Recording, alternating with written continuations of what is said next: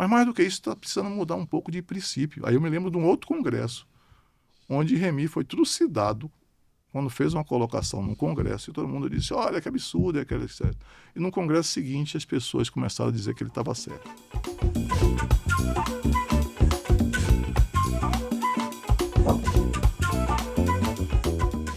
Olá pessoal, sejam todos muito bem-vindos aqui ao nosso terceiro episódio do GBcast, o podcast da Geotecnia Brasil. Estamos começando aqui um episódio e abrindo e inaugurando o ano de 2025. Então já quero aproveitar aqui em nome do GB, desejar a todos vocês um feliz ano novo, um ano de muita saúde, muita prosperidade e sucesso profissional e também pessoal, né? Familiar aí. Deixar um abraço para todos. E estou aqui dividindo a mesa com dois amigos. Thiago Souza, o co-host aqui do podcast, mas dividindo a mesa com dois baianos soteropolitanos aqui, não é isso? Só que um dos baianos é um grande expoente da geotecnia baiana. Eu diria da geotecnia do Nordeste. Além de engenheiro, exerce outras funções, é um cara multidisciplinar, já foi premiado, reconhecido por diversas entidades. Precisa apresentar o currículo dessa pessoa, André? Eu acho que esse que está aqui com a gente, um cara muito querido, mas tem um currículo enorme aí, acho que não precisa não, o pessoal já conhece já. É amigo do GB, é torcedor do Bahia. Estamos aqui hoje com o Luiz Edmundo Prado Campos, conhecido carinhosamente como Professor Luizão. É uma honra estarmos aqui em mais uma podcast do GB. Tudo bem contigo, Luizão? Tudo bem. Então, queria agradecer a vocês aí, André, Thiago, né, pelo esse convite aqui para estar no GB. Um local que eu acho que foi um marco importante na geotecnia, um depositório importante de grandes depoimentos, entrevistas, né, para a geotecnia. Queria parabenizar vocês e desejar muita sorte nesse podcast de vocês e também nesse ano de 2025, né? Um ano que seja bastante promissor para todos nós e para todos que estejam aí nos assistindo também, que seja um ano de muitas realizações. O GB que já está aí praticamente no 6º ano de existência, o Luizão, ele já fez aí diversas apresentações no canal e grupo Geotecnia Brasil. Eu já perdi a conta, inclusive. Então, quando o profissional é muito bom, nós repetimos sem cerimônias. Mas eu queria saber de você, Luizão, para começarmos esse papo bem legal, como tudo começou? O que inspirou você a seguir a área da geotecnia? Olha, Thiago, foi uma coisa meio muito não programada, tá? A minha formação na minha escola, né, Politécnica da Universidade Federal da Bahia, tem tradição formar pessoas mais voltadas para a parte de construção e estruturas, né? Meu pai era engenheiro do DNR, né, hoje é DENIT, mas na época dele era DNR. E eu acompanhava muito quando aluno do ensino médio, naquele tempo era o colegial, né, o científico, e que acompanhava muito meu pai nas obras de estradas e gostava muito dessa parte de estradas. Posteriormente, depois quando eu estava na universidade, meu pai começou a construir um prédio, eu fui o estagiário desse prédio. E aí comecei a coordenar esse prédio. E depois saí, fui trabalhar em outros. Fui ser estagiário da Concreta no Centro de Convenções e diversos outros pontos. Em toda essa experiência, você ainda não era engenheiro civil? Não era engenheiro civil, era estudante de engenharia, caminhando com tudo lá nessa área de... O foco da minha escola era mais nessa parte de estruturas, né? Mas eu gostava sempre da parte de estradas ali, de outra engenharia, mas não quis seguir muito para não ficar muito dependente de meu pai ali, de fazer estradas, né? E aí tive uma sorte de ser monitor de uma pessoa que eu admiro muito. Depois essa pessoa foi meu orientador como monitor e depois foi meu padrinho de casamento. Uma pessoa que eu admiro muito, muito mesmo, um professor assim excelente, chamado Cid Gesteira. Eu fui estagiário dele e ele me botou para trabalhar com processamento de dados. Eu fui trabalhar com computação. E computação junto com geotecnia. desenvolvi em 79 um programa de estabilidade de taludes, e ele me botou para poder apresentar como estudante no evento chamado SINRENCEF, Simpósio Regional de Isso Engenharia. você estava na graduação Na ainda. graduação. E ele me colocou para apresentar. Eu dizia, Cid, cara, como é que eu vou apresentar num congresso um tema? E ele me dizia, Luiz, meu nome está feito. Agora é o seu. Eu disse, mas rapaz, eu sou estudante de engenharia, vou apresentar para engenheiros. Ele disse, é assim que se começa. E ele sempre fez isso. Isso foi uma inspiração muito grande, porque a maioria dos meus artigos publicados com os alunos, vocês não vão me encontrar como autor principal. Eu estou como autor secundário, com qualquer aluno de graduação, de pós-graduação. Eu quase sempre não sou o principal, porque eles foi que desenvolveram, eu só estou orientando.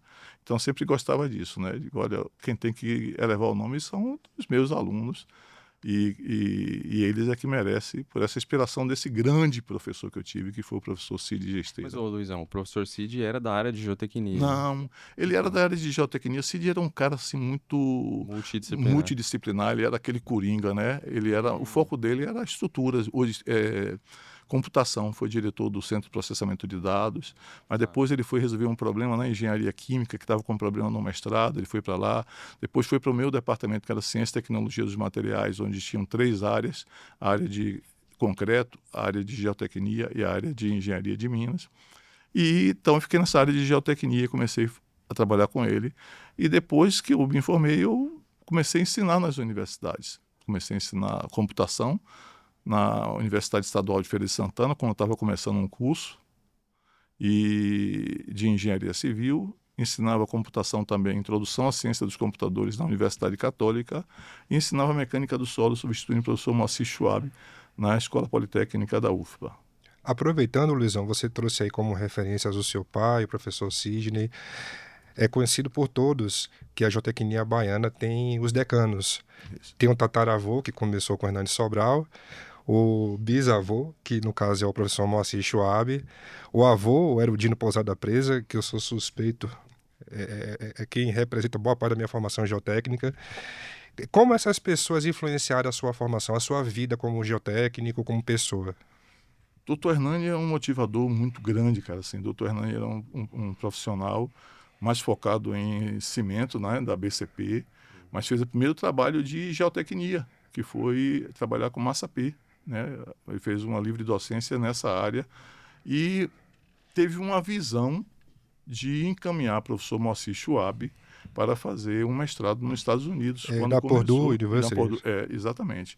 E teve essa visão, né? Então a gente considera, né, o nosso mestre de todos, o professor Hernani Sobral, né, seguido de professor Moacir Schwab, que é uma pessoa que eu admiro muito, não só como profissional, mas como pessoa muito reta, muito assim, por exemplo, ele não, eu vinha substituir depois da universidade porque ele não aceitou naquele tempo que houve a mudança da universidade de tirar professor horista, então ele teria que ser 20 horas ou 40 horas ou dedicação exclusiva. E ele não aceitou trabalhar com 20 horas, que ele disse que não ia dar 20 horas, que ele só podia dar 8 horas, no máximo 12. E saiu, abandonou a universidade, até se prejudicando, até financeiramente por essa decisão, mas uma decisão de princípios. Não quero fazer alguma coisa que não é compatível, né? E a universidade perdeu muito com a saída dele. Ele é uma pessoa... Posso imaginar. É uma pessoa, assim, importante. Até hoje tenho contato com ele, né? Queria mandar um grande abraço para o professor Moacir Schwab, que é uma pessoa que eu admiro muito, né? Então você mantém um contato com esse pessoal, com o professor Erudino? Sim, sim. O professor Erudino foi uma pessoa que... Diferente, né? Assim, as coisas como que são. Professor, eu fui fazer mestrado na PUC em 81. Me formei em 80. Em 81 fui fazer o mestrado na PUC, encaminhado pela Universidade Federal da Bahia. E quando voltei, em 84, o professor Erudino me disse, Luiz, eu criei uma disciplina aqui chamada Maciço de Terras e Obras de Contenções, para lecionar, mas fui convocado pelo reitor para ser pró-reitor de pesquisa e não vou poder dar. E você que vai assumir essa disciplina. E eu comecei a assumir essa disciplina. E isso já foi emendado? Já foi emendado, assim, logo que eu retornei, mestrado, né? De ensinar maciço de terra e obras de contenções, que era contenções e barragens, né? Você retornou, Luizão, em 84 ou 85? 84 foi a conclusão do mestrado na PUC, um né? dia que me marcou muito, que é 29 de fevereiro. Nossa. Eu faço aniversário a cada 4 anos. Mas no caso, Luizão, você já foi para o Rio motivado a retornar a Salvador e desenvolver a sua carreira Eu na era Bahia. professor nessas 3 universidades quando eu fui fazer o mestrado no Rio de Janeiro, né? Eu comecei muito novo. Tem uma coisa interessante, só voltando um pouco, na Universidade de Feira de Santana, que era a universidade que estava começando o curso de engenharia civil, eu, como me formei muito cedo, me formei com 21, eu era o mais novo da sala. Meus alunos eram todos mais velhos do que eu, né? E isso foi um aprendizado muito grande, né? De lá. Já é um diferencial, já você saiu da graduação E e fui já foi da aula. da aula, assim, tamanho... Aham. Muito E me legal. dediquei muito, gostei muito de dar aula, né? É uma coisa muito grande, porque a gente pensa que ensina, mas a gente aprende mais do que ensina, né? Então tem coisas assim interessantes no dia a dia de aula, que talvez no decorrer da nossa conversa eu possa citar algumas delas, né? Agora, antes de entrar na questão da UFBA, já que o Luizão tocou no mestrado, né, na PUC, eu vi uma foto até da época, vi você ali no meio da turma, e o Fernando Schneider ali no... Depois a gente vê até se consegue colocar a foto aqui no podcast, ou se não nas redes do GB, né?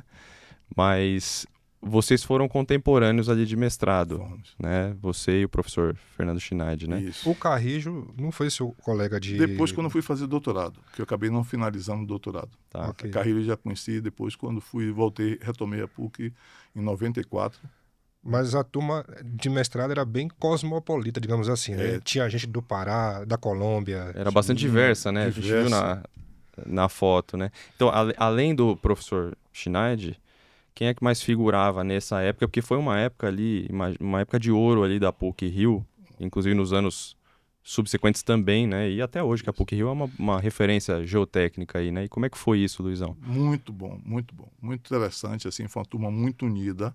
Nós éramos em 12, né? Tínhamos mais um baiano que faleceu esse ano, que é Jorge Guerra, que fomos juntos para lá. Tinha o Fernando Schneider, lá do Rio Grande do Sul, tinha a Regina, do Rio de Janeiro, tinha a Dânia e a Isabel, também do Rio de Janeiro, da PUC, tinha o Edixton, do Pará, tinha o Salé, do Pará, tinha o Bittencourt, do Paraná, tinha o Moacir, que era engenheiro agrônomo, que foi muito interessante para a minha ajuda na minha dissertação de mestrado, porque eu fui trabalhar na parte de solos não saturados, quando não existia quase nada, e ele me ajudou muito, porque era agrônomo que já fazia um trabalho lá de curvas características para solos, me deu uma dica. Depois o professor Frank me ajudou, indo para a Embrapa, o escritório da Embrapa, que era próximo do Rio, ali no Jardim Botânico, que trabalhava com essa parte, e dei uma sorte muito grande, porque o engenheiro da Embrapa era um engenheiro civil, porque senão estava muito difícil de entender o que eles falavam, porque eles falavam muito de pedologia, latossolo, terra roxa, etc. E tal. Eu não entendia muito, a minha era argila, né, arenosa, silt argiloso, etc. E tal. E o cara, por ser engenheiro civil, me ajudou a navegar nessa parte, né, de entender. Então foi muito bom, tivemos muitos colegas aí, o Pacheco lá da Colômbia, do Equador, tinha o Fernando Pasquel, então era uma coisa muito importante. E a gente foi uma equipe muito unida, a gente convivia quase o tempo todo. Eu diria que mais ou menos assim, umas 18 a 20 horas por dia, porque a gente dormia muito pouco, estudando pra caramba, porque Muito a PUC bom. exigia muito, né? Os professores exigiam muito, então a gente tinha que estudar pra caramba. Eu me lembro muito bem daquele período que eu tinha uma música, né, que dizia assim, né, que lembrava tudo via tudo por notícias de jornais, né? E eu me sentia vendo só tudo por notícia de jornal, porque eu não podia ler o jornal. Pegando o ônibus Que de era a época do sair... regime militar, né? Não, isso já foi aí, já era o finalzinho, É final, é né? Ali, né? 81. 81, né? Já era no final, mas era uma coisa de que 84, né? era muita coisa para a gente estudar. Então a gente não podia ler jornal, a gente só discutia, era chato o nosso papo, porque a gente só discutia problemas das disciplinas que nós estávamos conversando. Então, às vezes, a gente saía, alguns eram casados e levavam as esposas ou esposo, e aí a conversa era muito chata, porque a gente só falava aquilo, né? Ah, sim. Não sabia o que estava acontecendo de lá, por isso que está falando de notícias de jornais, porque eu passava de ônibus, que eu morava em Copacabana, para ir para a PUC, no ônibus eu ia olhando as bancas de revistas, quais eram as manchetes, é o que eu conseguia saber o que estava no mundo, porque o resto era... Mas nessa questão da PUC ainda, você, assim como, por exemplo, o professor Schneider, né? Mas vocês vieram de longe para estudar ali, Sim. tá certo? E a gente tá falando agora não é o mesmo Rio de Janeiro de hoje, mas é um Rio de Janeiro ali de anos 80, e você saiu ali de Salvador, soteropolitano, migrando para o Rio de Janeiro. Como é que foi esse desafio pessoal ali, Nunca tinha saído de casa, E por que né? você escolheu a PUC-Rio? É PUC-Rio porque era referência naquele momento, assim, já tinha também o professor Luiz Aníbal, que tinha feito na PUC-Rio, e eu ajudei um pouco ele lá, quando ele estava desenvolvendo a dissertação dele em Salvador, escrevendo, então convivi um pouco, comecei a gostar de lá e achei bem interessante o Rio de Janeiro ali, né, de colocar. E o Rio de Janeiro naquele tempo, como você falou, André, era outro Rio de Janeiro, né? A gente descia de madrugada, ia para tomar um suco, fazer alguma coisa. Hoje não tem mais, 10 horas da noite, o Rio de Janeiro está fechado naquela situação. Era um rio muito tranquilo, muito animado, né? A gente sentia alegria nas pessoas, o que hoje a gente não sente mais, aquela coisa, todo mundo preocupado no movimento, né? Mas foi um tempo bom. Foi a primeira vez que eu saí de casa, foi uma diferença grande, assim, para colocar, até que Cultural, né? tudo, né? Assim, naquele tempo eu estava com já 22 anos e era uma coisa para mim. Mas a equipe foi muito boa. A gente tive um prazer de ter pessoas, como falei o nome delas aí, grande. E Fernando foi sempre o meu grande irmão, né? Fernando Chinales, fomos muito amigos aí no período e continuamos até hoje. Uma grande amizade, um grande respeito que tenho por ele. E vocês tiveram também a oportunidade, ou melhor, o privilégio de ter ali professores de vanguarda, o Frank, Sandro Sandrone, o próprio Alberto Sayão, que vai ser o próximo Pronto. a ser entrevistado. E eu imagino que foi uma experiência muito interessante para vocês também. Isso.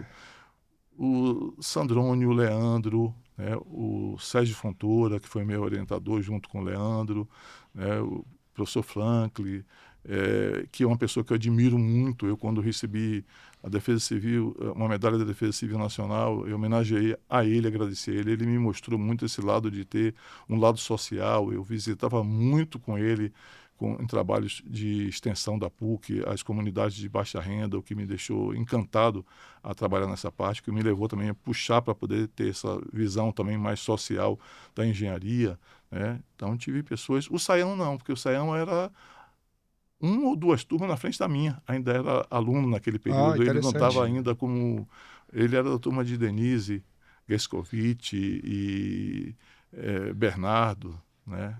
Na Então, verdade, o Sayão orientou uma outra geração de baianos, o Hélio de baianos, o Batista, Hélio, isso. Já veio depois, né? Evangelista também, não. Evangelista, não, acho que, não sei, acho que evangelista foi o Tássio. Aproveitando, Luizão, quero até deixar o meu abraço aqui para todos esses baianos que nos assistem: Luiz Aníbal, Hélio Batista, Evangelista, Paulo Burgos. Tem diversos colegas, a Luciene, a Lu, não é? Não vamos ser injustos. Esqueci de algum nome? Tem o Paulo Temos Lins, muitos, o Paulo Paulinho, Lins, o Roberto Guimarães, né? Sandro Machado, né? Sandro Machado, né? Tem também o João Carlos, que foi para a PUC, né? Foi uma coisa interessante, sabe, Tiago? Luiz Aníbal, quando foi para lá, depois, quando eu voltei do mestrado, eu reativei o laboratório de geotecnia, porque eu conversava muito com as pessoas, tinha vontade muito grande de botar um curso de pós-graduação lá na universidade. E o impedimento sempre que eu via não temos laboratório, não temos laboratório. Aí eu disse, eu vou pagar e começar a trabalhar no laboratório. Na verdade, até tinha, mas precisava de uma revitalização. Estava parado, Estava assim, parado. o professor Undino fez isso com um recurso do Prodesul por volta de 78, mas o laboratório estava lá cheio de poeira, não tinha quase nada de aula. Eu comecei a reativar ele, né? O professor Undino fez um grande investimento chamado Laboratório de Mecânica dos Solos.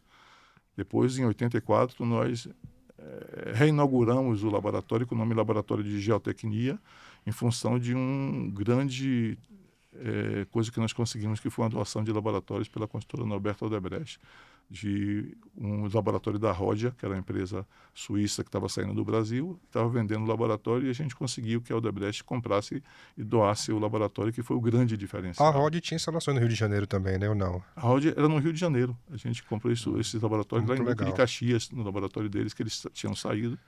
E aí eles compraram para a gente e a gente conseguiu montar esse laboratório, que foi uma grande início de um trabalho de que houve a motivação de diversos alunos a seguirem na área de geotecnia, dentre deles o Sandro, né, o Aldo Matos, que foi depois para uma outra área aí, dessa parte, o Paulinho também, Paulo Gustavo, o Paulo Burgos começou a trabalhar comigo também no laboratório de geotecnia, Hélio Batista também foi nosso estagiário. Então, ajudou muito a formar pessoas nesse processo, a reativação do laboratório de geotecnia. Foi um marco, porque antigamente tudo era focado, como falei para vocês, em estruturas. Então, nesses né? seus 30 anos de atuação na UFBA, poderíamos dizer que o laboratório é um legado importantíssimo na sua vida. Aí. Eu considero que sim. 38 anos, Gustavo, Tiago. 38 anos? Foi. Bastante. Eu entrei em 80 lá e me aposentei em 2018. Legal. Então você já vai fazer aí 44 anos de profissão, né? Porque eu não... Particularmente, Luizão, você é um cara de muita vivência na universidade, né? Exatamente. Então, assim, não tem como... Eu não vejo muito. Talvez a gente fique um pouco tendencioso pela nossa profissão, mas não vejo muito como ter uma universidade de engenharia civil completa sem um bom laboratório de mecânica dos solos. Visto que a geotecnia é uma das grandes áreas aí, né? Então, nessa sua, vamos dizer, nesse retorno ali, né, à Bahia e na UFBA, ter levantado o laboratório talvez tenha sido o grande motor dos próximos anos para... Eu acredito que sim, sabe, André? Acho que foi um marco que o laboratório veio mostrar às pessoas que existia uma área de geotecnia e elas começaram a se encantar e seguiram nesse processo, né? Então, a primeira turma que eu ensinei dessa, que eu falei de professor Erundino que ia ensinar, tivemos grandes pessoas que foram depois para a PUC, Simval, o Michel Delis, né? A Isabel, a Rita, diversas pessoas que foram fazer mestrado na PUC em função do laboratório, dessa retomada do laboratório. E foi até interessante. O Michel, que era o filho de Teodoro Delis, que era da Tecnosolo naquela época, eu estava falando com ele que eu estava com um laboratório tentando recuperar o laboratório, e ele disse: Luiz, meu pai viu essa peça que você quer lá no Rio de Janeiro, mas o cara não vende a peça só, ele vende o laboratório inteiro. Essa foi a partida para que a gente viesse o girar de chave. Foi essa informação que fez com que eu fosse ao Rio de Janeiro. Isso situa um pouquinho a época, o ano exato ali, mais ou menos. 1984. 84. Isso. E aí foi esse start no primeiro semestre de lá. E aí ele falou que tinha esse laboratório. Aí eu fui ao Rio de Janeiro, né? Paguei a passagem e fui ao Rio de Janeiro para ver o laboratório, e era uma coisa incrível o laboratório. Era o que a gente chama lá bolacha quebrada, entendeu? Era muito barato pelo que tinha. E o pessoal estava se desfazendo. Se desfazendo ele como um todo. Aí eu fui lá olhar. Aí fui na sexta-feira, cheguei de lá e disse: pessoal, olha pessoal, é uma coisa maravilhosa. Agora era muito dinheiro. E aí, voltando para Salvador, a gente fez uma conversa. Olha, precisamos ver como vamos conseguir isso. E aí o professor Hernani entrou em campo, junto com o professor Erundino, e marcaram 2 audiências com 2 pessoas importantes naquele momento em Salvador. Era o Ângelo Calmon, que foi aluno da escola, e era dono do Banco Econômico, e o Dr. Norberto Debrecht, que também foi aluno da escola, que era da Odebrecht. Uma foi marcada pela manhã, outra pela tarde. Na manhã, na conversa com o doutor Norberto, eu não estava presente, claro, aí só estavam os medalhões lá, né? O professor Hernani Sobral, o professor Erundino, né? E eles foram conversar com o doutor Norberto. Ele já sabia do que se tratava e disse: o que vocês vieram fazer aqui? Nós estamos pensando aqui e tal. Mas era no intuito de pedir o apoio financeiro do laboratório. Laboratório. Aí ele perguntou e disse, do laboratório, ele disse: olha, minha empresa tem mais ou menos 1.000 funcionários, 1.000 engenheiros. Inclusive, eu fui aluno da Escola Politécnica, meu filho e meu neto, né? E se a gente Você foi professor do Marcelo Odebrecht, não é? Fui professor de Marcelo Odebrecht. Aí ele disse o seguinte: se minha empresa não tem condições de bancar o laboratório para a minha escola, ela não merece funcionar, então está doado. Aí o professor Erundino disse: mas a gente não tem dinheiro para trazer. Ele disse: foi doado na porta da Escola Politécnica. Caramba. E a única exigência que ele fez foi que eu, que tinha ido, como não tinha uma lista de equipamentos, voltasse ao Rio para ver o embarque desses equipamentos, para conferir que o que eu vi é o que estava sendo adquirido. E aí no dia seguinte eu viajei para o Rio, agora a universidade já pagou minha passagem para ir para lá. Cheguei no aeroporto, fui recebido por um diretor da Odebrecht, que nos dirigimos a Duque de Caxias, vi o embarque de 2 carretas de equipamentos para lá. E aí eu disse, o que eu vou fazer com esses equipamentos? Como eu vou montar? Aí conversando com o engenheiro de lá que estava presente, da Rod, que estava se desfazendo dos equipamentos, me disse, aqui tem uma pessoa que foi quem montou esses equipamentos quando vieram da Inglaterra e desmontou. E ele está fazendo o quê? Não está fazendo nada, que foi o Bessa. E aí eu perguntei para a Bessa, você quer ir para Bahia montar esses equipamentos? Topa? Quanto você me cobra? Ele de lá botou um valor e eu disse, tá bom, vamos lá. Bom, então ele foi até com os equipamentos, fazendo no caminhão com os equipamentos. Cheguei em Salvador, não tinha um puto para fazer isso aí, tinha assumir esse compromisso. Aí foi o que eu fiz. Na casa de minha mãe tinha quarto sobrando, abriguei Bessa na casa de minha mãe, onde eu morava ainda, e a gente saía de manhã para ir para o laboratório, montava os laboratórios, né, e voltava para lá. E nesse momento eu consegui montar alguns equipamentos e prestar um serviço via laboratório de Adailton, professor Adailton de materiais. E a gente conseguiu juntar o dinheiro para poder pagar a Bessa, depois de 2 ou 3 meses isso aí. Então foi bem interessante esse processo ali. E depois ele ficou com a gente, né, até aposentar de lá. Então são coisas assim interessantes e a gente conseguiu montar um laboratório, porque a pior coisa que tinha para mim era receber aquela doação e ficar tudo sucateado, né? E aproveitando, Luizão, eu até tive a oportunidade de conviver contigo ali no laboratório, nós fomos em algumas obras, não sei se você vai lembrar quando ocorreu aquela ruptura ali na Luiz Eduardo Magalhães. Na véspera do Cobrai. Em 2005. 2004. 2005, aliás, 2005. E aproveitando, quais foram as principais obras que você entende que marcaram a sua vida, já usufruindo das estruturas do laboratório? O que é que você recorda aí, poderia compartilhar? Nós demos boas contribuições. A função do laboratório sempre, em princípio, era o seguinte. Salvador não fazia ensaios especiais, exceto o CEPED, mas o foco do CEPED era para a barragem de Pedra do Cavalo. Inclusive, para quem não sabe, o CEPED era como se fosse o IPT hoje aqui em São Paulo. Exatamente. Infelizmente, ele foi desativado, né? Uma grande parte, onde formou muitas pessoas da engenharia baiana no CEPED, né? O Paulo Simões de lá, diversos, né? Luiz Aníbal e diversas outras pessoas. E a ideia nossa era montar essas coisas de cisalhamento direto, triaxial, porque não se fazia na Bahia, mandava para fora e às vezes dificultava. Então, a ideia nossa era abrir um nicho de mercado para que esse nicho viesse a ser ocupado por empresas. Não era ideia da universidade concorrer. Foi o que aconteceu no início da geotecnia nossa com o professor Hernani Sobral. Ele comprou um tripé da escola e cedia para as empresas fazerem as sondagens, e essas sondagens até fizeram depois, criaram a Concreta, foi criado por isso. Então a ideia era essa, de que a gente pudesse criar um mercado de trabalho para que as empresas pudessem absorver e desenvolver. Infelizmente isso não tem acontecido muito. Mais recentemente a Ariobaldo tem feito alguma coisa nessa linha, mas a gente continua colocando. A mesma coisa foi na parte de instrumentação, que foi importante, né? Na parte da instrumentação do túnel da Luiz Eduardo Magalhães. A gente fazia instrumentação de barragem, de taludes, ali, mas o túnel foi coisa interessante. O Aníbal Coelho nos provocou, que ele estava da prefeitura, e disse, só temos um túnel aqui para fazer, o que é que vocês acham? Eu digo, temos que instrumentar, mas a gente está acostumado a ver muitas pessoas de fora instrumentar, a gente não tem tecnologia aqui. Topa fazer? Eu disse, se você acha que eu topo, topo. Eu nunca disse para o pessoal, não posso fazer porque não tenho pessoal. Eu sempre dizia, eu posso fazer desde que tenha pessoal. Falei a mesma coisa, mas não falei derrotado, né? Sim. E aí... O metrô Lapa e Cabula, vocês também que instrumentaram, né? Foi. A gente pegou depois, começou com o túnel da Luiz Eduardo Magalhães, depois passamos para o túnel do metrô, né, o túnel do metrô ligando ali a Fonte Nova até lá a estação Lapa, lá no final, até o Rabicho também. Mas aí tivemos um túnel, cara, que foi um túnel, a princípio, pequeno, que é um túnel do metrô também, na subida da ladeira do Cabula.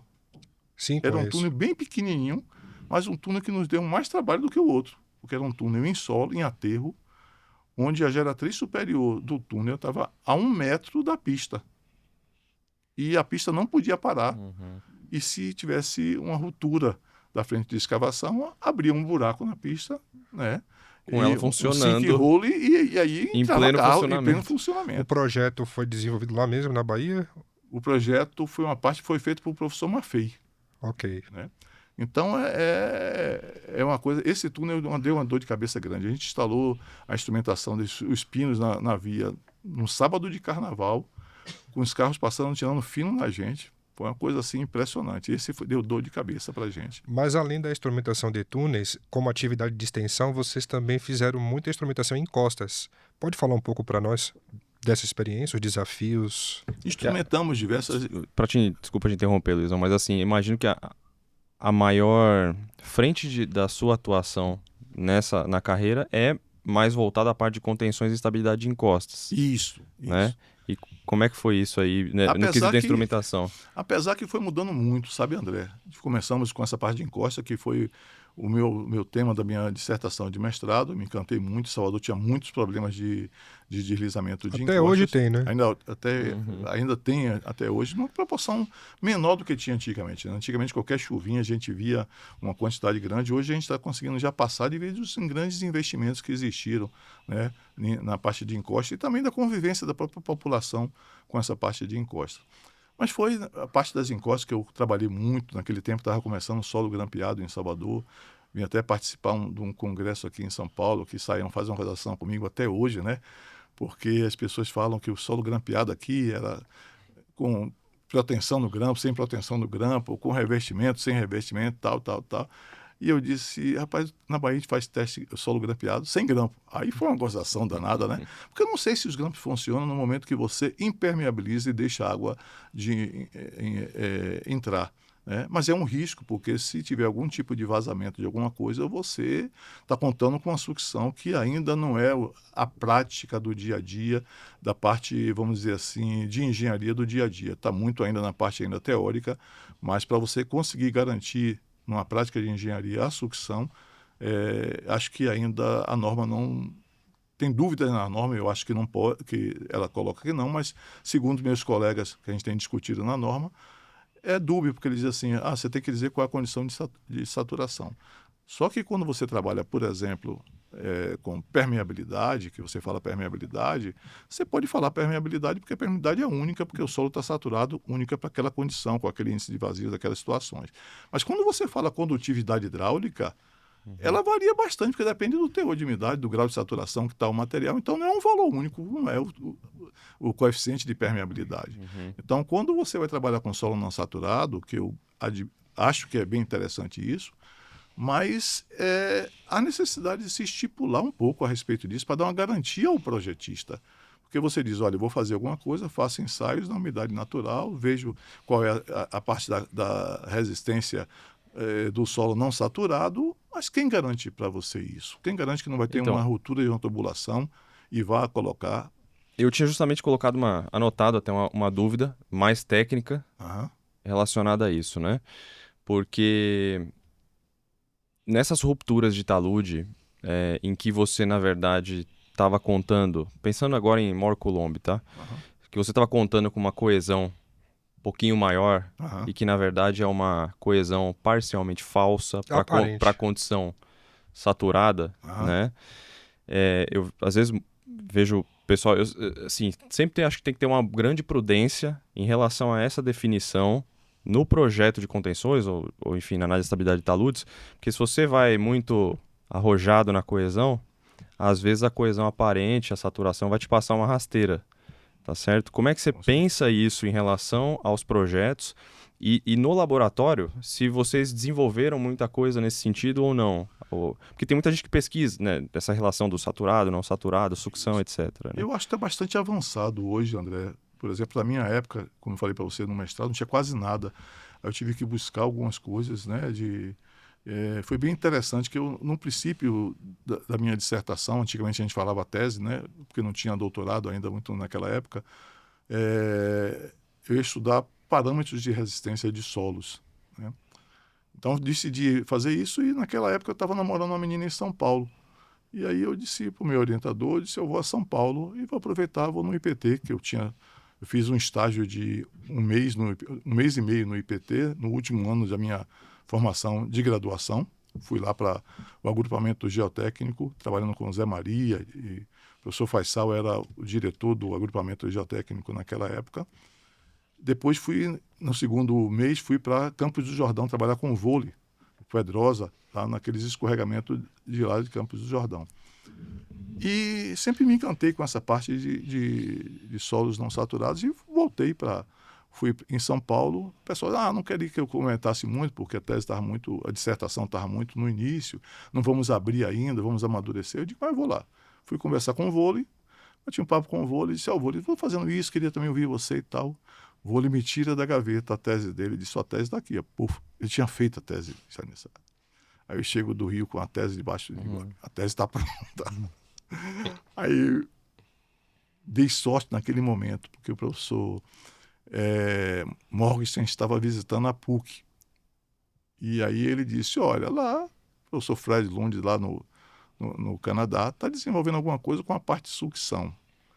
E aí, então, mudou para mim trabalhar a influência da sucção em solos. E por isso que veio o trabalho junto com a Embrapa, do Moacir, do professor Franklin também, que fui fazer essa parte e descobrir qual era a curva característica. Eu fiz uma retroanálise e via, olha, a coesão deveria ser tanto, mas a coesão dos ensaios de cisalhamento direto eram mais baixas. Então, como é que tem isso? Tem uma parte de sucção. Mas essa parte de sucção é razoável, o que eu estou achando de sucção é razoável de acontecer no solo, aí eu tive que aprender curva característica para poder chegar a esses valores. E vi que era possível, né? Aí começou um trabalho de desenvolver isso, de fazer os ensaios de curva característica. Então, acho que é um avanço muito grande, por exemplo, eu brinco lá em Salvador, porque se você pega um talude, o que a gente deve fazer então é enganar.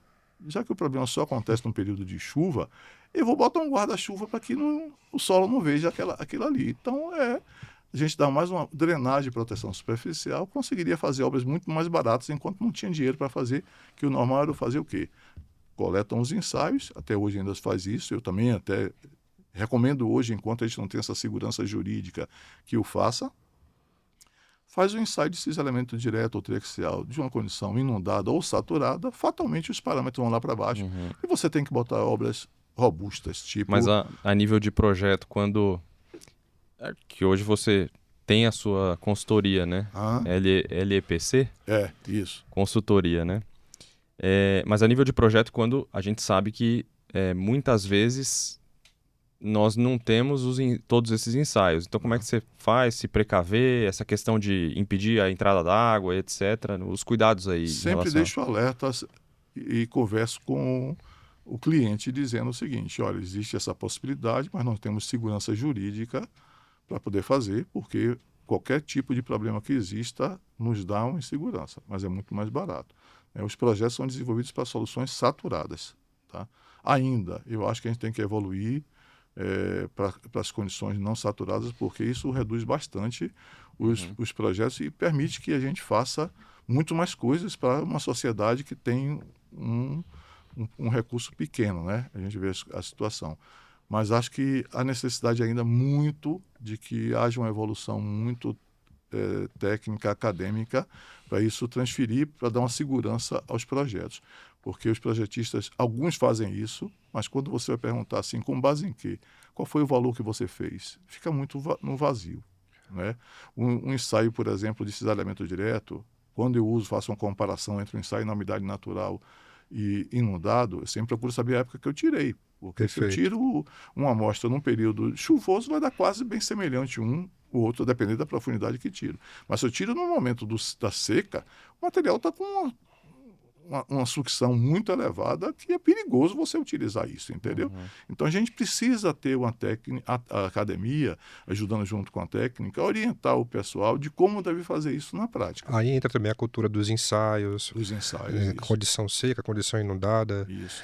Luizão, e aproveitando, ainda nesse espírito da entrevista, nessa linha das chuvas, tivemos um evento onde você participou, chuvas na Bahia, ocorrências e consequências, e considerando os acidentes que infelizmente vêm ocorrendo nas encostas da Bahia, como é que você enxerga o plano diretor que você tanto contribuiu lá para a comunidade baiana? Olha, acho que foi um marco importante, né? O PDE, que a gente chama Plano Diretor de Encosta de Salvador, que foi feito 2003, 2004, né? Naquela parte lá, foi um marco importante e fez com que Salvador fosse a cidade que tivesse mais investimento de encostas posteriormente, em função de ter projetos de gaveta desenvolvidos no PDE. Então, o PDE fez um mapa de Salvador, começou a ver as propriedades dos solos de Salvador, entender melhor, separar as diversas formações, a formação lá do massapê, do folhelho, é uma formação diferente, características típicas dele, bem diferente da formação típica do centro de Salvador, que são solos mais residuais do granulito, né? Então, a gente observa que a maioria dos problemas de escorregamento de Salvador antigamente era na região da falha, onde existia uma grande falha separando a cidade alta da cidade baixa, onde tem o elevador Lacerda, aquela região toda. Depois as coisas começaram a mudar, está mais no miolo de Salvador, e o pessoal da geologia já descobriram outras falhas importantes em Salvador. Tem uma falha do Iguatemi, que separa ali no Imbuí, que fez com que algumas escavações de estaca, que pensava que era em solo pequeno, era mais de 100 metros de profundidade em areia, né? Dessa falha, já descobriu uma outra falha próxima de onde tem do escorregamento da Luiz Eduardo Magalhães. Então está se começando a ver essa parte da geologia que é muito importante para a gente. O escorregamento mesmo da Luiz Eduardo Magalhães foi muito condicionado a planos de fraquezas herdados da rocha matriz. Uhum. Né? Sim. E eu até anotei aqui uma perguntinha referente à taxa de acerto das áreas definidas pelo estudo. Então, nós temos o risco crítico, né? E a utilização do plano como instrumento definidor aí para a alocação dos recursos públicos tem sido acertado? Como é que tem? Acho que tem, de uma certa forma, sabe, Tiago? É claro que a gente depende muito de uma base cartográfica aí, de uma modelagem do terreno que é muito complicado, né? Porque você não tem muito as pessoas... O terreno de Salvador é um terreno bom. A princípio a gente fala assim muito pensando que o terreno é ruim. Não é um terreno ruim. Agora as pessoas cortam de forma desordenada, fazem cortes de 6 até mais de 10 metros de altura, quase que na vertical, cara. Então, muitos dos escorregamentos são induzidos por ocupação desordenada, cortes desordenados, do que essa questão de o terreno ser ruim. Entendeu? Então, é difícil você pegar e ter uma modelagem do terreno, fazer um levantamento e ter essa modelagem que possa representar esse ponto. Então, como indicativo de áreas, foi acertado bem razoável, tá? Uhum. Agora, pontualmente muda porque às vezes é um lançamento de esgoto, um lançamento de águas pluviais. A gente passa muito por Salvador, você observando ali nas avenidas, vê aqueles tubinhos brancos jogando água direto das encostas, né? Sim. Esse muitas vezes é um indutor do escorregamento. Aproveitando, Luizão, ainda nessa temática, fala um pouquinho para nós da reestruturação da Codesal. Isso é bem interessante, né? Porque a Codesal vinha antigamente com uma visão diferente, uma visão de ser chamada só num problema de defesa civil, né? E depois ela houve um problema quando, em 2011, aí houve essa questão da política de defesa civil, foi proteção e defesa civil. Então, a Codesal teve uma avaliação, uma formação muito grande, mudanças ali significativas. Em 2015 houve uma mudança muito grande na Codesal, né? Houve um investimento muito grande, e nesse investimento muito grande da Codesal, a Codesal hoje é uma referência, né, de lá. Então, houve investimentos de engenheiros, geólogos, arquitetos, né? Houve uma montagem de um centro, o CEMADEC, que é um centro de acompanhamento, né, de chuvas e previsão meteorológica para alertar a cidade. Então, é uma coisa que modificou muito, e é um orgulho para a gente da Bahia de ter a Codesal, né, como ela evoluiu. Ô, Luizão, deixa eu te fazer uma pergunta em relação a essa questão das ocupações irregulares aí, né? Uhum. Olhando, a gente sempre ouve isso, né? Ocupações irregulares, o problema do deslizamento, e as ocupações eu acho que diria que tem dois problemas majoritários, que são a questão de uso mesmo da área e a questão de encher a área de pessoas, né? Então, assim, você tem um problema de uso e um problema de ter mais pessoas numa área suscetível, né? Agora, pensando Brasil, eficiência Brasil, recurso Brasil e como a máquina pública trabalha e tudo mais, essa questão das ocupações irregulares, uso indevido e tal, é uma coisa que tem como... Eu não vou falar resolver, não, tá? Eu vou falar remediar, mitigar e tal, ou é meio que um movimento imparável, assim, de áreas? Uma pergunta... A velocidade da ocupação irregular anda mais rápido do que a velocidade da solução? Como é que é isso? Uma pergunta difícil de responder, sabe, André? Soluções eu acredito que sim, que se consiga, tá? Primeiro que eu sempre coloco as pessoas dizendo o seguinte: as pessoas não moram em área de risco porque querem, né? Sem Por dúvida. opção, elas moram por falta de opção. Então é uma coisa muito difícil. Uma vez um jornalista me fez uma pergunta que ele ficou muito chateado com a minha resposta. Ele perguntou e disse: o senhor não acha que os jornalistas, que os políticos só se preocupam na encosta no período das chuvas, ali no ponto, ou no período das eleições depois, né? Eu disse a ele: eu não gosto de política, não entendo de política e não sei lhe responder. Mas eu posso lhe afirmar que a imprensa só me procura no período de chuva. Entendeu? Uhum. Então, é uma coisa que a própria imprensa, depois, quando está no período de sol, não liga. Me lembro de um caso de que a justiça determinou que o morador fosse derrubado da casa de um morador, saiu na televisão até isso, e o operador da máquina se recusou a colocar e foi uma grande comoção. Ah, não vou derrubar uma casa de uma pessoa. Saiu na televisão filmando aquilo e tudo e tal. É interessante. É muito difícil também você derrubar uma casa de uma pessoa. Mas se diz que aquela pessoa está numa área de risco, amanhã aquela casa cai, a pergunta passa a ser: quem foi o responsável que deixou a pessoa morar naquela casa? Então é uma pergunta muito complicada que, a depender da época do ano, você tem um foco diferente. No período de seca, todo mundo acha que as casas estão lá, que não deve tirar ninguém, mas no período de chuva é a pergunta: por que eles estão lá? Né? Então, o que aconteceu? Falta de investimento. Não vou entrar no lado político, mas Uhum.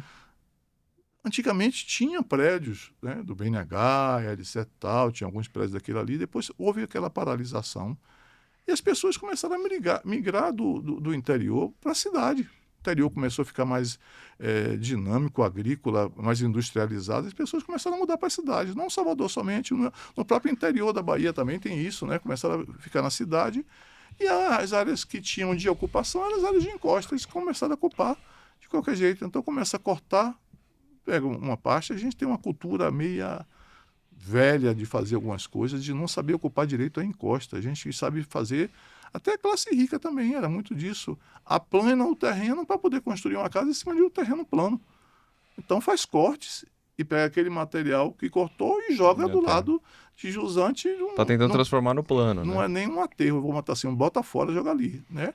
E muitas vezes o que cai é esse material solto, Uhum. né? Entendeu? Então, é aquela cultura de aplanar, onde o ideal seria que as pessoas fizessem tipo palafitas, levantassem em cima de pilares e não criasse esse corte e esse aterro nas encostas. E Então, essa era a minha pergunta complemento, digamos assim. O que que, na ocupação de encostas, mas eu não estou dizendo assim, vou construir uma casa na encosta, né? Mas assim, uma ocupação de bairro mesmo.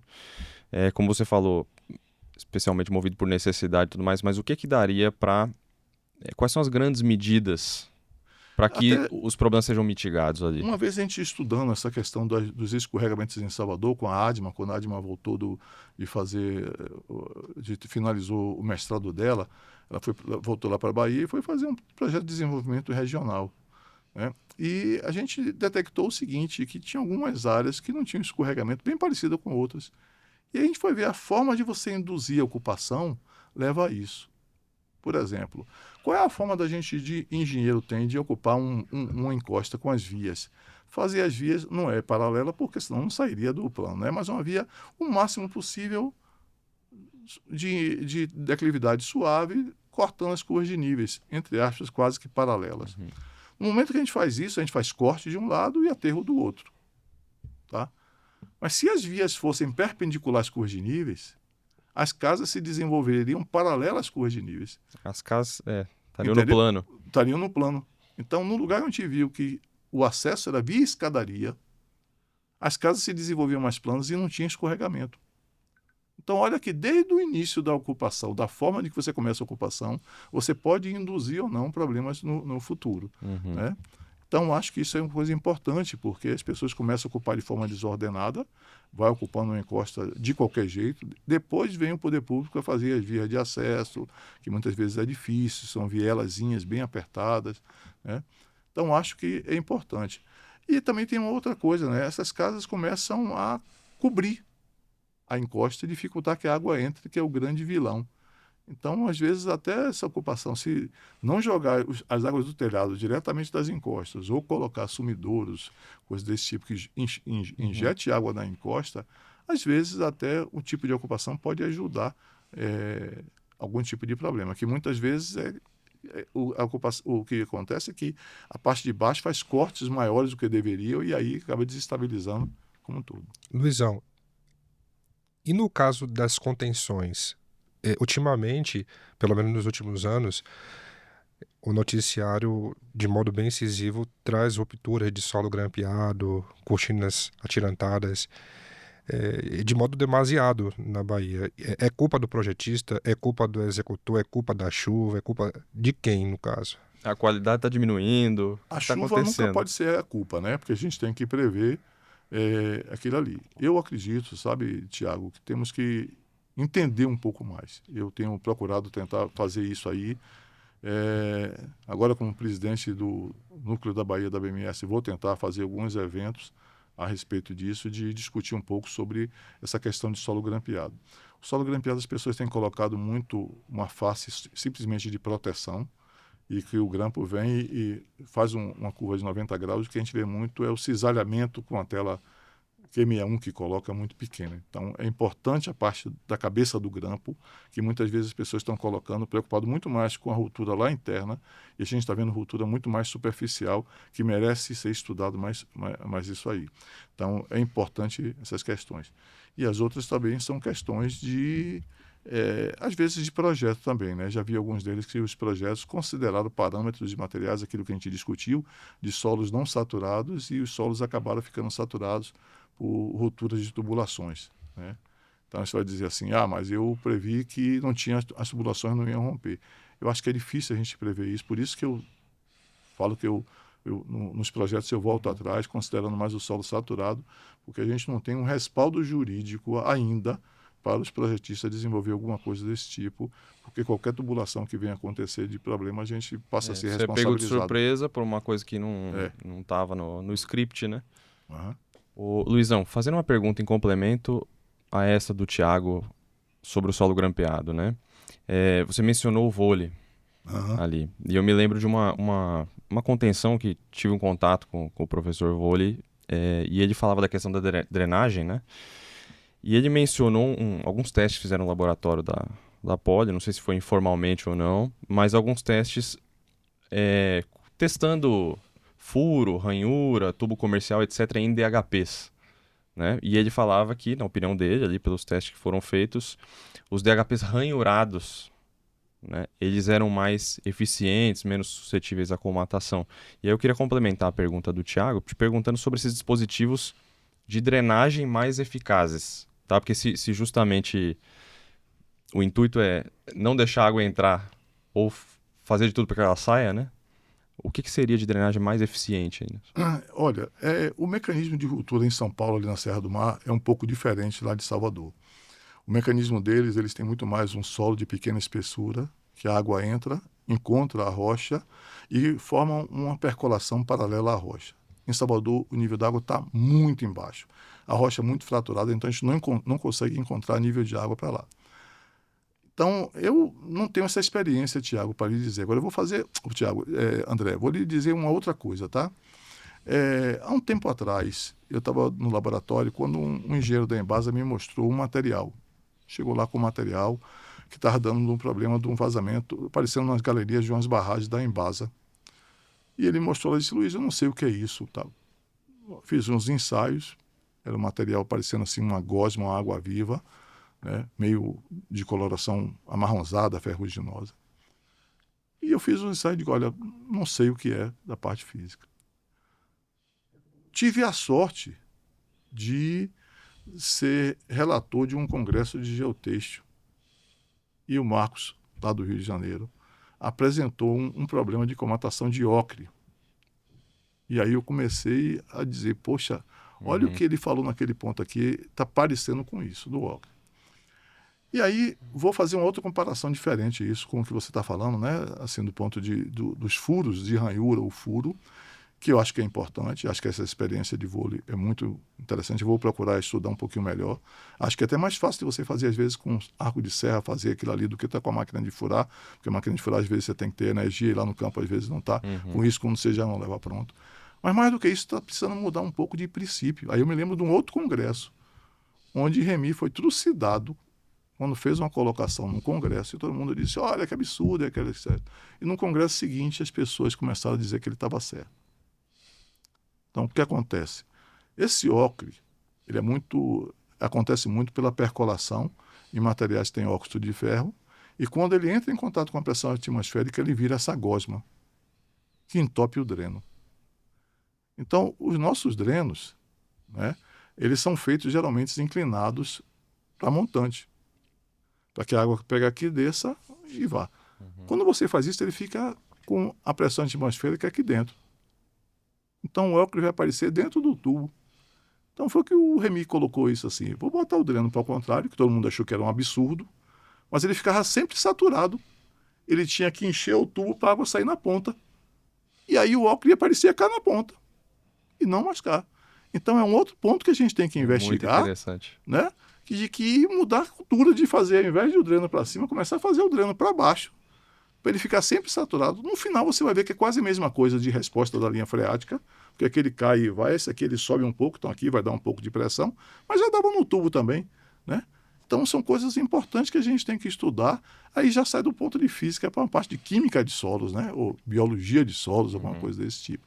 Acho que essa parte de ocre é importante, porque muitos dos drenos têm sido colmatados com essa questão do ocre. Entendeu? É muito comum você ver em barragens aquele material na galeria. Nós temos empresas de excelência como a Solotrate, a Mega Reforça, inclusive nos apoia bastante. Tivemos um evento aqui em São Paulo tratando do solo grande. Vocês vão ter também alguns eventos e pode contar com o nosso apoio, tá, Luizão? Mas eu queria também falar um pouco sobre a centralização da geotecnia. Há 15 anos atrás, quando eu morava em Salvador, tudo acontecia em Salvador. Ocorreu a descentralização. Hoje, os interiores da Bahia e os profissionais que ali residem, tem havido interação entre vocês, soteropolitanos, e o pessoal do interior? Não tenho visto muito, tenho visto muito mais ao contrário até, sabe? O pessoal de Salvador indo atuar no interior, ao invés de ter muitas pessoas do interior trabalhando como seria o desejável, né? Então, o interior começou a ter investimentos em obras de contenções, e que eu tenho visto ainda é muito da geotecnia centralizada em Salvador contribuindo nesses outros locais. Existem poucas contribuições de engenheiros geotécnicos do interior. Mesmo com as universidades que foram criadas recentemente, por exemplo, no Recôncavo Baiano? Mesmo com essas universidades, porque infelizmente o laboratório de mecânica dos solos ou geotecnia não são tão fortes lá. Perfeito, entendi. E falta de profissional também. Eu me lembro que quando eu comecei a ensinar, vou fugir um pouquinho aqui só para dar uma outra experiência. Tranquilo. Eu era diretor da Poli e foi criado o campus da universidade em Barreiras, da UFPA, em Barreiras, que depois iria ser criada a universidade, né, lá do Federal do Oeste da Bahia, a UFOB. E a professora Iracema, que era diretora de nutrição, foi delegada pela a reitora para poder ser a representante lá a primeira representante já da Universidade Federal do Oeste da Bahia, e ela estava numa dúvida muito grande de professores. A pessoa concursada tinha saído para ir para o Espírito Santo e ela tinha dificuldade de encontrar professores para poder lecionar lá.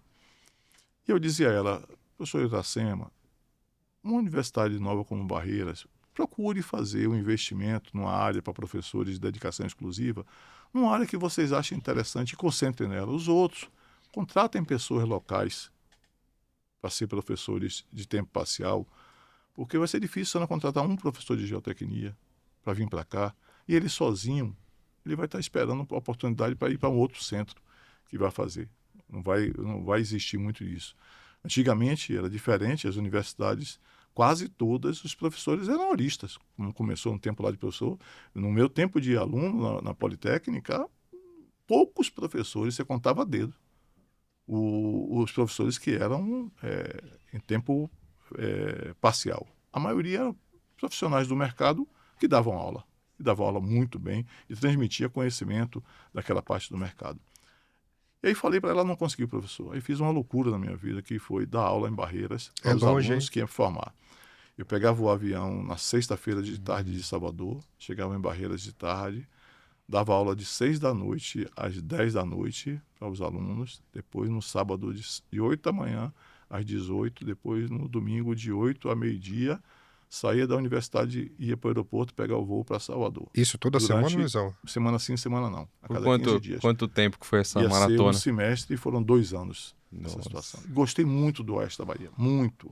De lá dos alunos, da dedicação deles. Fiquei muito encantado com eles ali. Então, mostrava assim, depois passou para outros professores que vieram assumir a disciplina e acho que tem que se pensar um pouco, sabe, Tiago? Eu acho que o interior veio fortalecido, mas não pode ser forte em tudo, nem no interior, nem na capital. Você tem que escolher áreas para ser forte e investir nessas áreas, porque se você quiser investir em tudo, você não consegue formar grupos, porque, infelizmente, quem contrata professor é a graduação, é para dar aula.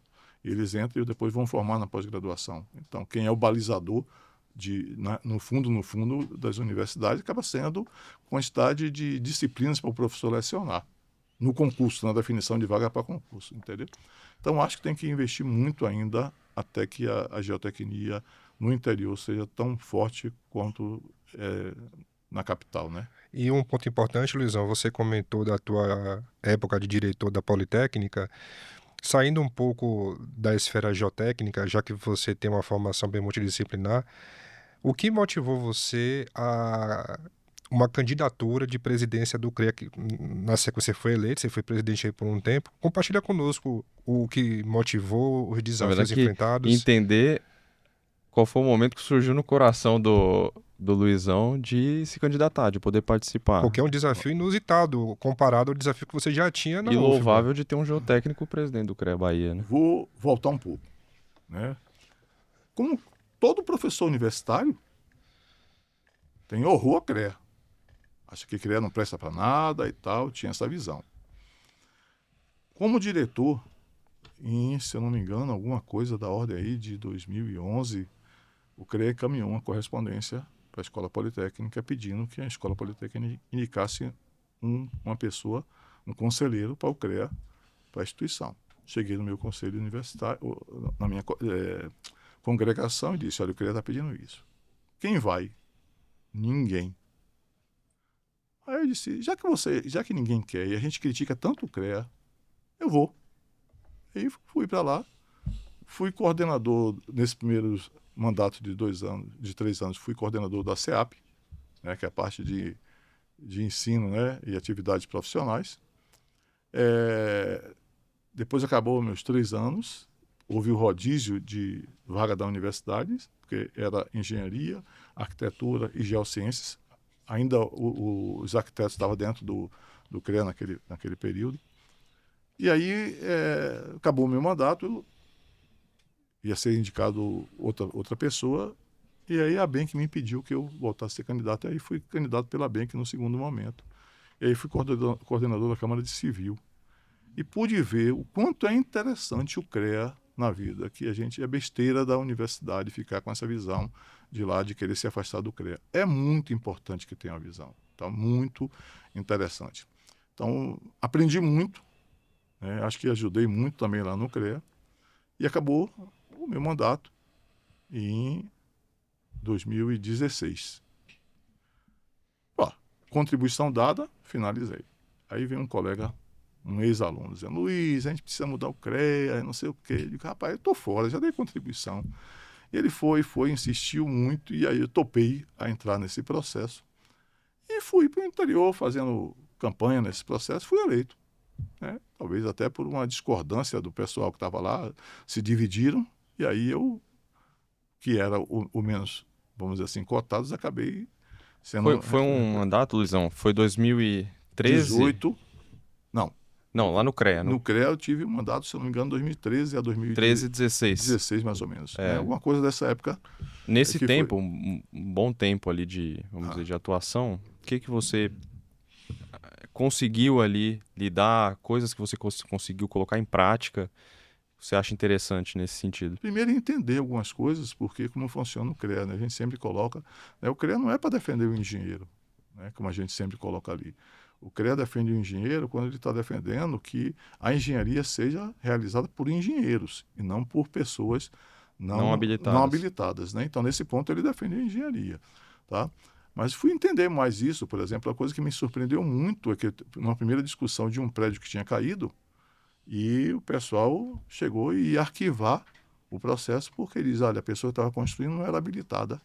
Eu digo, peraí, Então eu não não tem a estou ver. entendendo nada, Então, né? teoricamente, não tem a ver com o Com CREA, o é isso? CREA, o CREA não pode, não posso notificar uma pessoa de lá. Eu digo, tá bom, não é um engenheiro, não posso notificar um não engenheiro, né? Então eu disse, mas peraí, mas se a nossa função é essa, de evitar que se faça isso, como é que no momento desse a gente arquiva esse processo? Então se reverteu o ponto de dizer, olha, esse processo tem que ser encaminhado para a Polícia Federal, dizendo que tem pessoas inabilitadas desenvolvendo e pondo em risco as pessoas. O processo mudou de caminho, mudou de discussões. E alguns outros processos que a gente estava vendo lá interno, né, de algumas discussões, que me ajudaram muito, né, até mesmo de ser um tipo, entre aspas, um parceiro daquilo ali. Desenvolvi quando presidente um programinha para poder, você podia com o celular na mão localizar o que é que você teria de produtivo, né, assim, de onde estava tendo mais comércio, a gente tinha acesso às notas fiscais com um convênio com o Estado de materiais de construção, então a gente disse, olha, essa área aqui está tendo maior, vamos começar a olhar. Então, no momento que eu lançasse no programa as ARTs cadastradas, eu podia na rua saber onde não tinha ART, ao invés de bater em cada porta. É uma coisa Ah, estranha. você cruzar dados Dados, de material de construção com usar os banco registros, de dados já nisso as aí, anotações de anotações responsabilidade. de responsabilidade técnica, Legal, hein? já para poder fazer aquilo ali, para não perturbar. Digo, poxa, por Legal. que eu vou numa obra, bato lá e digo, quero ver sua RT? Mas quem emitiu a RT foi eu. Como é que eu vou pedir o cara para lá se eu não tenho esse controle, né? É. Então era uma coisa assim estranha. Então acho que foi bem interessante isso, né? Desse envolvimento, de que tivesse um CREA mais aberto, mais acesso para os profissionais, que você tivesse tudo mais ágil, né? Uma coisa importante que o pessoal reclamava era a CAT, que demorava às vezes um ano. A gente conseguiu no final dos 3 anos aí de 2018 a 2020, que a CAT já tivesse uma semana só de pendência daquilo ali, a pessoa já tinha umas informações, e a ideia é que isso fosse quase que automático, né? Que caminhasse para a empresa que estava projetando, para que ela preenchesse esse formulário e já caísse direto, para não precisar estar circulando documento, assim. Mas aí acabou não sendo conduzido, perdi as eleições na recondução, que eu não queria.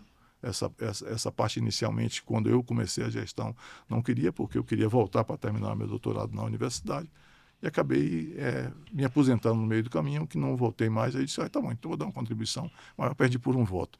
Mas aí foi interessante que eu mudei de caminho, aposentado da universidade e finalizado o CREA, fui botar uma empresa de consultoria, onde eu estou atuando hoje nessa área, né?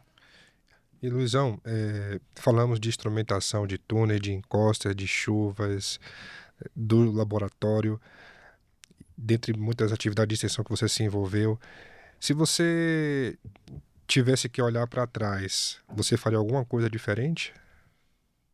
Não faria. Eu acho que eu fiz assim umas coisas bem interessantes por intuição, Tiago. É claro que sim, algumas coisinhas assim diferentes, adequado, mas o objetivo de fazer um investimento que eu fiz, de trabalhar isso, incentivar as pessoas a ser um engenheiro muito mais que tivesse uma visão empreendedora, foi uma coisa interessante. Eu vou puxar um pouquinho para uma outra coisa, Tiago, para lhe explicar, né? Na minha vida profissional de professor, eu tive diversos direcionamentos como professor. Por exemplo, logo que eu comecei minha vida, a universidade me dizia, para um aluno pedir segunda chamada, ele tem que apresentar um atestado médico. E aí eu era intransigente. O aluno chegava para mim e dizia, professor, não pude vir fazer a prova. Tem atestado médico? Tem. Então me dê para fazer. Não tem, não tem. Era assim muito rígido nesse ponto, porque a universidade me pedia para ser desse jeito. Depois eu comecei a repensar, e aí você vai crescendo, vai amadurecendo, casa, tem filho. Poxa, um aluno chega para você e lhe diz, professor, eu não fiz a prova porque eu não consegui dormir, que meu filho teve uma dor de ouvido muito grande, e eu não consegui dormir, não consegui me concentrar, e não vim fazer a prova. Tem atestado? Não. Problema seu. Um outro que tomou toda na noite, vai no serviço médico, pega um atestado e eu faço a prova dele. Estou certo isso? Eu digo, poxa, eu estou motivando o cara a me enganar. O cara que é honesto comigo, fala uma verdade, pode ter até falado mentira, né? Mas eu deixo de contar ele para chegar um outro que sabe que tem facilidade de atestado médico e me apresenta e eu sou obrigado a cumprir. A partir desse momento, não quero nada. O cara veio, foi fazer farro, teve lá, problema, faz a prova, não tem nenhum problema. Mudei isso aí. Outro ponto importante, eu trabalhava até um determinado ponto, eu era representante da universidade na Federação das Indústrias. E o Dr. Laranjeiras, que era o presidente da FIEB, fez uma colocação lá por volta de 2012. Eu era diretor da Poli e ele disse, precisamos ver o perfil dos engenheiros dos próximos anos. Vamos fazer uma reunião para discutir qual é o perfil. E é interessante que eu, como diretor da Escola Politécnica, a escola mais velha da Bahia, uma das mais velhas do Brasil, fui contra uma posição dele, de que ele disse, vamos convidar as universidades para poder discutir o novo currículo. Eu disse, doutor Mascarenhas, eu tenho uma sugestão. O que a universidade vai decidir, eu já sei o que ela vai decidir. Por que a gente não convida as empresas para saber se os egressos estão atendendo à necessidade das empresas? E aí, com essa resposta, as universidades vão ter um feedback para realimentar seus projetos pedagógicos. Foi excelente essa reunião. Convidamos grandes empresas e vimos que eles tinham uma outra demanda. Conversa de alguns professores. Está vendo? Sabia. Eles não dão valor à parte técnica. Eu disse, a minha interpretação foi diferente. Eles estão satisfeitos com a parte técnica e estão insatisfeitos com as outras. E essas outras que a gente tem que se preocupar. Eles não reclamaram nada da parte técnica. Eles falaram mais a parte de entender um pouco mais de contrato, de economia, etc. Tal. A gente faz um orçamento de obra, quantidade, né, versus preço, chega a um valor. Pô, isso não independe de quanto tempo você faça? Entendeu? Então a gente precisa ter outras visões assim também, de engenharia econômica e etc. Tal. Comecei a repensar. E aí comecei a mudar minha cabeça também quanto à formação de pessoas. Eu trabalhava antigamente com alunos desenvolvendo trabalho no máximo em dupla. E nessa conversa eu vi que uma das coisas mais importantes que as empresas prezavam era pelo relacionamento interpessoal. E a gente estava fazendo um processo de provas individuais, fazendo um aluno, cada um, ser isolado. E aí eu comecei a mudar. A minha equipe agora não vai ser mais de 2, vai ser agora de 5. E comecei a mudar. Porque eu imaginava o seguinte, a partir do terceiro era o parasita, só fazia assinar, não participava. Aí eu disse, botei 5. Mas como eu vou mudar esse para 5 dessa forma? Então eu escolhia os 5 aleatoriamente, eles ficavam retados, o computador escolhia a equipe e dizia, mas amanhã vocês vão formar, vocês não vão estar mais juntos, vão estar com novas equipes. Eu quero que vocês participem com pessoas. Não são vocês que vão escolher os colegas de trabalho, colegas de trabalho, né? Escolhia isso, ele escolhia um líder entre eles, esse líder era escolhido por eles, e esse líder tinha que fazer algumas coisas interessantes, que quase ninguém queria ser líder, que é, meu contato maior era com ele, e a equipe recebia uma nota. Por exemplo, eles fizeram uma apresentação, tiraram 7 numa apresentação, tá? Tem 5 componentes, 7 vezes 5, 35, chega para o líder, você tem 35 pontos para dividir entre seus colegas. Professor, que história é essa? Vamos dividir igual. Hoje é ponto, amanhã é dinheiro. Você acha certo você dividir com seus colegas que trabalharam mais, dar o mesmo ponto do outro que trabalhou pouco, quem vai decidir são vocês, não vai ser eu. Bem interessante. Mostrando uma posição de começar a valorizar, ficar aquela coisa do todo mundo é igual, não é igual. Entendeu? E foram interessantes isso. Muitos deles divididos por igual. Teve um que não, deu 10 para ele. Né? Aí o aluno reclamou, mas ele não merece 10. Entre na justiça. Faça uma procuração para o juiz, que sou eu, dizendo isso. Denuncie que ele fez isso, porque eu vou avaliar. Não vou fazer isso. Então, cale a boca e vai ficar com isso mesmo. Ou você denuncia, ou então não vai adiantar. Não adianta falar comigo, adianta botar no papel aquilo ali. Então foram coisas interessantes, sabe, Tiago, que me ajudou muito nisso de colocar. Tinha uma outra coisa. Na hora de apresentar o trabalho, eu sorteava quem ia apresentar. E eu questionava essa pessoa sobre o trabalho. Cada vez que ele errava a pergunta, ia perdendo ponto da apresentação. Ou seja, com isso eu fazia com que os outros ensinassem aquele que estava com menos conhecimento, porque se ele tirasse nota pior, ele iria influenciar na nota de todos. Então, com isso Ou eu que fazia pelo menos os outros obrigassem ele a saber, a né? saber, né? O Aquilo ali. mínimo ali.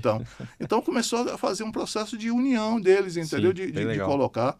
Isso foi uma experiência muito boa, cara. Muito boa que eu tive, assim, que eu fui adaptando em cada momento nessas questões. E o que que eles faziam de trabalho dessa equipe? Eu ia com a Codesal e dizia, Codesal, qual a área que vocês têm perigo, risco e que não tem investimento previsto? Essa área que esses alunos vão lá. Então, eles desenvolviam projetos. Essa área da Defesa Civil, em cada área, eles desenvolviam um projeto como se fosse uma empresa de engenharia prestando serviço. Preciso fazer sondagem. Eu fazia parcerias com empresas de sondagem, que eu dava treinamento em algumas empresas e recebia, em troca, possibilidade de fazer furos de sondagem num período de baixa estação para eles. Preciso tirar um bloco. Tirava uma amostra, o laboratório de geotecnia tirava a amostra, fazia os ensaios e passava para eles, como se fosse uma empresa de engenharia. E depois, no final, eles apresentavam projetos para a comunidade e a avaliação era feita por 3 pessoas, de peso igual. O professor da disciplina, que era eu, um representante da Defesa Civil e um líder comunitário, e o que era mais rigoroso era o líder comunitário. Dava nota, a nota somava e dividia por 3, era a nota da equipe. Então, com isso, a gente desenvolvia um projeto e dava para a comunidade correr atrás para que pudesse conseguir recursos para fazer aquele projeto para aquela comunidade. Com isso, eu ajudava um pouco a comunidade e, com isso, eu fazia com que os alunos entendessem a dificuldade da sociedade civil, principalmente a de baixa renda, né, para ele dar soluções interessantes. Bem, estamos chegando nos finalmente e a pergunta de praxe que sempre fazemos para os entrevistados, considerando que temos bastante jovem em formação, E o Luizão é um professor por natureza, né? professor nato. Que conselho você dá, Luizão, para o jovem, a jovem que está em início de carreira geotécnica? Eu acho que é importante, sabe, Tiago, na engenharia geotécnica, o que me levou, eu não falei para vocês, teve aquela experiência com o professor Cid, mas o que me levou a sair das estruturas, que era o caminho que eu deveria seguir pela formação da minha escola para a geotecnia, é porque eu achava que depois de um certo tempo a estrutura era rotineira. Eu já saberia o que é que ia dar. E a geotecnia, cada um é um desafio.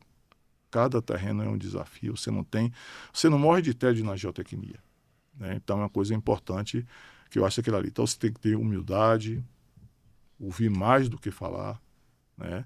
Entender as pessoas que estão uma experiência, às vezes mesmo são experiências técnicas, os moradores que falam algumas coisas, eu gosto muito de ouvir, porque tem muita coisa interessante que eles falam que a gente pode aproveitar. Ter humildade, né, e estudar. E não se limitar a achar que saber rodar um programa tem domínio de geotecnia. Um programa é só uma ferramenta para a gente. Excelente ferramenta. Agora, se tiver um input ruim, fatalmente terá uma saída ruim. E às vezes as pessoas acham que a saída é bonita, que elas são confiáveis. E a gente tem visto aí, né, problemas sérios de falta de entendimento de fenômeno. Você vai fazer um trabalho e não encosta. A primeira coisa que você tem que entender é o que vai acontecer. Eu tive um outro caso, me perdoe se está falando de um fechamento, que a gente foi fazer uma avaliação e o projeto tinha um erro conceitual grande. Ele usava parâmetros de resistência de solo de areia e fazia interpretação com análise de argila. Complicado. Chegou a ser fator de segurança, sim, mas fator de segurança tinha significado? Não tinha. Então, uma coisa que eu digo para os jovens, saibam operar os softwares, mas saibam entender o que eles fazem e, mais do que isso, entendam geotecnia, porque a geotecnia é importante. Vocês vão ter um sucesso muito grande na profissão, tá? Muito legal. Você, Luizão, é um exemplo vivo de que é possível ter uma boa interface da academia com a indústria. Nesses seus 38 anos vividos na UFBA, o quanto você já contribui para a comunidade geotécnica baiana é de um valor imensurável. E foi justamente por isso que nós homenageamos você ali em Campinas, e foi muito bom. André, você tem alguma pergunta a Não, mais? eu tenho só a dizer, agradecer, né, Luizão? Agradecer a disponibilidade aqui, mas agradecer também, principalmente publicamente, já falamos muito, né? Eu e o Thiago, que você sempre foi um apoiador do Geotequina Brasil, sempre foi um cara que estava junto ali, assim, admirando a iniciativa e também estando disponível para sempre que a gente solicitava palestras, conversas, bastidores, enfim, tudo. Então, assim, a gente agradece muito. Só tem a agradecer a você por esses anos aí de... Nada que agradecer. Eu fico contente quando eu vejo jovens, vocês naquele tempo estavam jovens, hoje ainda continuam, mas já estão numa idade superior, mostrando competência, e nós não temos que travar isso, nós temos que dar incentivo. Foi aquela formação que eu tive do meu grande orientador, Cid Gesteira. A gente tem que dar chance para os outros brilharem, entendeu? A gente tem que falar um pouco de fora e bota esses jovens para fazer, que tem muita vontade de fazer e pique, ao invés de impedir que eles venham dar o desenvolvimento. E está aí o resultado, né, que estava certo naquele momento. Mesmo que se não tivesse dado certo, foi experiência, né? Mas foi o contrário, exatamente o ganho que tem na Geotecnia Brasil, que engrandeceu muito a geotecnia brasileira. Parabéns a vocês aí pela iniciativa e parabéns aí, né, e agradeço muito, fico muito grato a vocês pelaquela homenagem e por estar aqui também agora falando um pouco com vocês, né? Obrigado, obrigado, Luizão. Até lembrando, pessoal, os episódios do GBcast estão disponíveis no YouTube e também estão disponíveis no nosso Spotify. Se você quiser acompanhar por áudio, acesse o Spotify ali, ouça no carro, academia, na caminhada, ou tempos livres aí. Estaremos sempre disponíveis com os episódios ali em sequência à postagem do YouTube, tá bom?